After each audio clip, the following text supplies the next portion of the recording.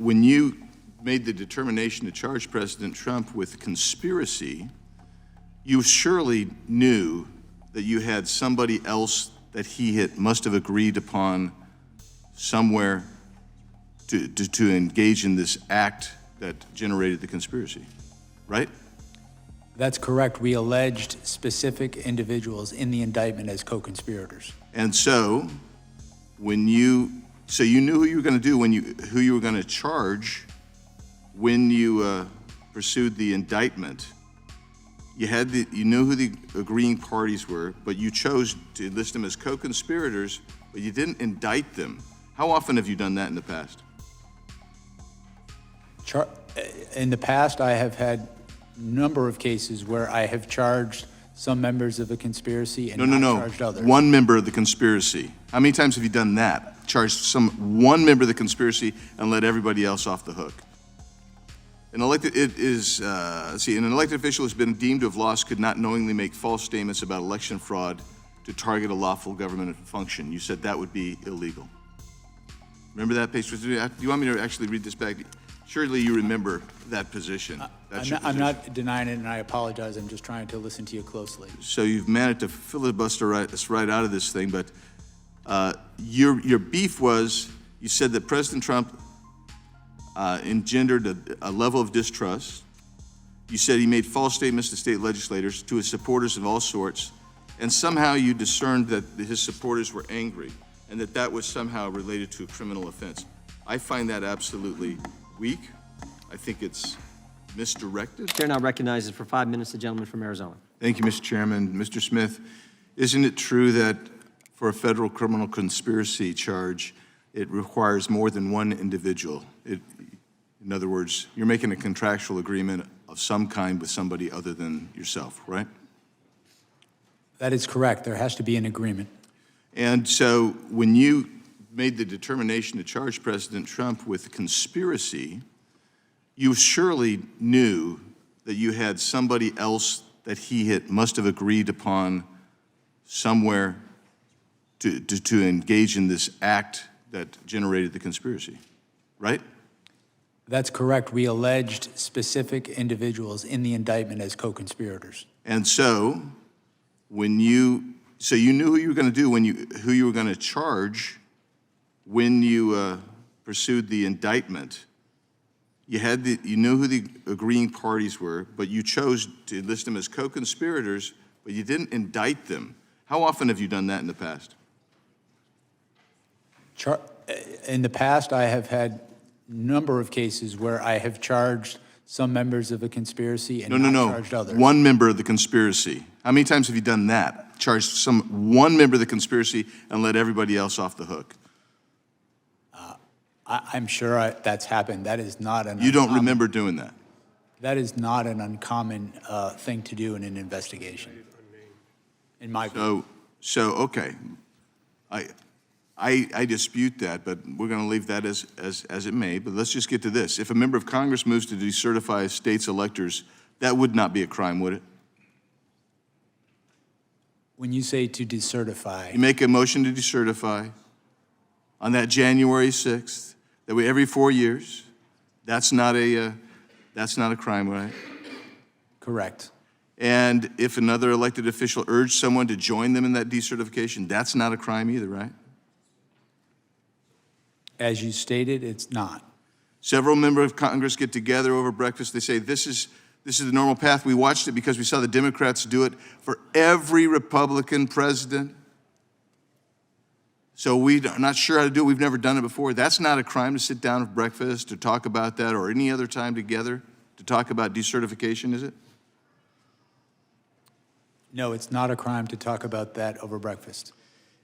In your deposition, you talked about, you made the argument that an elected official who's been deemed to have lost could not knowingly make false statements about election fraud to target a lawful government operation. Isn't that true? That's what you said in your deposition, page 27. I believe it's a lawful government function. Yeah, I'm sorry, yeah, lawful government function. That's what you said. You remember saying that? I said lawful government function. Could you read back what you said again? I'm sorry. Yeah. An elected, an elected official has been deemed to have lost could not knowingly make false statements about election fraud to target a lawful government function. You said that would be illegal. Remember that page? Do you want me to actually read this back? Surely you remember that position. That's your I'm position. not denying it, and I apologize. I'm just trying to listen to you closely. Okay, let's just go right from this. You said there's, as we said in the indictment, he was free to say that he thought he won the election, right? That is correct. He was even free to say falsely that he won the election, correct? That's correct. What you said is he was not free to do was violate federal law and use knowingly false statements about election fraud to target a lawful government function. That is correct. Yeah, and for you, that lawful government function is the certification process, I suppose, on January 6th. Well, it's a slightly broader than that. It's the collecting, counting, and certifying of the votes. Our view of the evidence is that begins from the point of time that the electors are certified through the counting of the votes. So that would be. So the entire certification process from the state to the feds. My recollection, as it's pled in the indictment, as I sit here, I don't have it in front of me, but I believe it's from December 14th. I think that was the day through the voting. Okay, so you can't recall, but for you, it's from the certification moving forward to the actual ratification of the certification process on inaugural day. My recollection, that's what we pled in the indictment, yes. Okay, so you've managed to filibuster us right out of this thing, but your beef was, you said that President Trump engendered a level of distrust. You said he made false statements to state legislators, to his supporters of all sorts, and somehow you discerned that his supporters were angry and that was somehow related to a criminal offense. I find that absolutely weak. I think it's misdirected, and Time the gentleman's expired. Gentleman yields back. Mr. Chair, I ask unanimous consent to enter into the record. Axios dated August 2nd, 2023. Barr says Trump's First Amendment argument in January 6th case is not valid. Objection? Did you have one? No. Okay. Gentlelady from North Carolina is recognized. Thank you, Mr. Chairman. Mr. Smith, many of us were here on January 6th and directly experienced what happened. Yet some of my colleagues across the aisle still insist that Trump had no role in the violence. In videos of the raging battle against our brave Capitol Police officers, many rioters were screaming things like, "We were invited here by the president." Mr. Smith, did your investigation uncover evidence that some of the rioters had gone to the Capitol because they really believed the president had invited them there?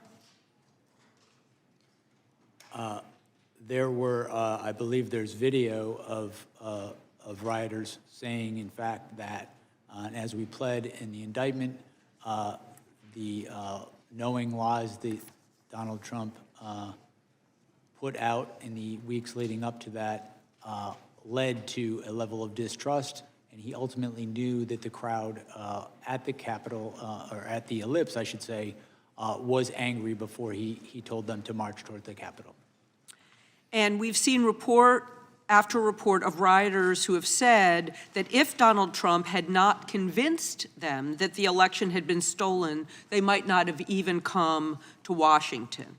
I'm going to share some quotes from some of those rioters. "I believed I was following up on the instructions of former President Trump," one rioter said about going to the Capitol.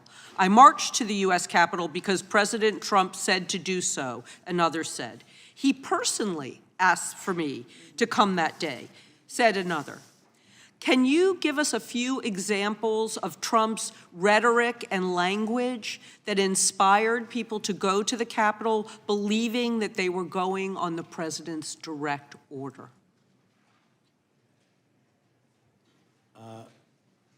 One instance I can recall is during the speech he gave to his supporters, and in context, his supporters, he told them to come to Washington, D.C. and be wild. He was on notice that they were angry, and he told that crowd, we can't let this happen. And he told them that, my recollection is multiple times, at a time when there was nothing that could be done to stop the outcome of the election, but to obstruct it. In addition to that, he told them when there is fraud, you can go by different rules. And my recollection is there is a videotape of when he's making these sort of statements and he's saying that they need to fight if they want to save their country. There are, in fact, people in the crowd chanting, "Fight for Trump." That all happened during the lip speech before people headed towards the Capitol and the Capitol was attacked.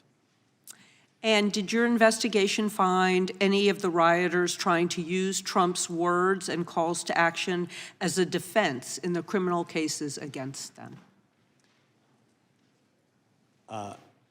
I can read you something from your special counsel report. I was if you'd just like. going to say, I think we cited a number of rioters who ultimately admitted that they had committed their crimes at the behest and in the name of Donald Trump.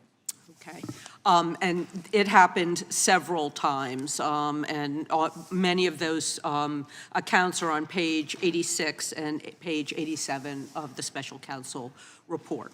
Even the lawyer for Jacob Chansley, also known as the QAnon shaman, highlighted that his words, how the words affected his client. He heard the words of the president, he believed them, he genuinely believed them, and he thought that the president was actually going to walk with them to the Capitol. For my final question, Mr. Smith, do you believe that Donald Trump motivated and was responsible for the violence that occurred on that day, even if he didn't walk with them to the Capitol? Yes, as we stated in our report, the results of our investigation following the facts and following the law was that he was the person most responsible for what happened at the Capitol, and that he caused what would happen at the Capitol, and that it was foreseeable to him. Thank you. Mr. Chairman, I have two UCs. Joan can state her unanimous consent request. I asked unanimous consent to enter into the record a tweet from Representative Biggs on January 7th, 2021, in which he said, quote, "Yesterday, criminal rioters hijacked a joint session of Congress." Objection. Without objection. And the second one is a unanimous consent to enter into the record an interview from March 2024 on the Capitol Hill show, in which you called on those who attacked the Capitol on January 6th to be, quote, held accountable because, quote, that's the way our system does work and should work. Without objection. Thank you very much.